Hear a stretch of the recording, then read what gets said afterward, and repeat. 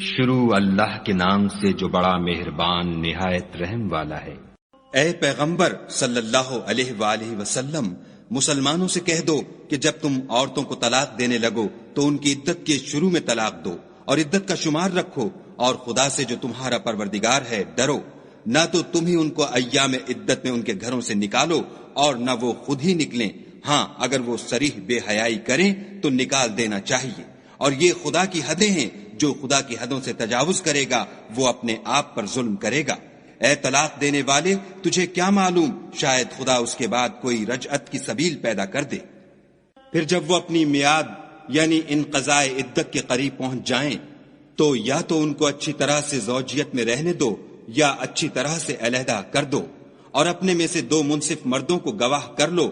اور گواہو خدا کے لیے درست گواہی دینا۔ ان باتوں سے اس شخص کو نصیحت کی جاتی ہے جو خدا پر اور روز آخرت پر ایمان رکھتا ہے، اور جو کوئی خدا سے ڈرے گا وہ اس کے لیے رنج و محن سے مخلصی کی صورت پیدا کر دے گا،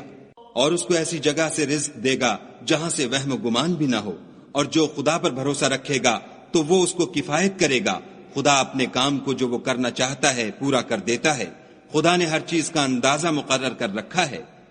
اور تمہاری مطلقہ عورتیں جو حیض سے نا امید ہو چکی ہوں، اگر تم کو ان کی عدت کے بارے میں شبہ ہو تو ان کی عدت 3 مہینے ہے، اور جن کو ابھی حیض نہیں آنے لگا ان کی عدت بھی یہی ہے، اور حمل والی عورتوں کی عدت وضع حمل یعنی بچہ جننے تک ہے، اور جو خدا سے ڈرے گا خدا اس کے کام میں سہولت پیدا کر دے گا۔ یہ خدا کے حکم ہیں جو خدا نے تم پر نازل کیے ہیں، اور جو خدا سے ڈرے گا وہ اس سے اس کے گناہ دور کر دے گا اور اسے اجر عظیم بخشے گا۔ مطلقہ عورتوں کو ایام عدت میں اپنے مقدور کے مطابق وہیں رکھو جہاں خود رہتے ہو، اور ان کو تنگ کرنے کے لیے تکلیف نہ دو، اور اگر حمل سے ہوں تو بچہ جننے تک ان کا خرچ دیتے رہو۔ پھر اگر وہ بچے کو تمہارے کہنے سے دودھ پلائیں تو ان کو ان کی اجرت دو، اور بچے کے بارے میں پسندیدہ طریق سے موافقت رکھو،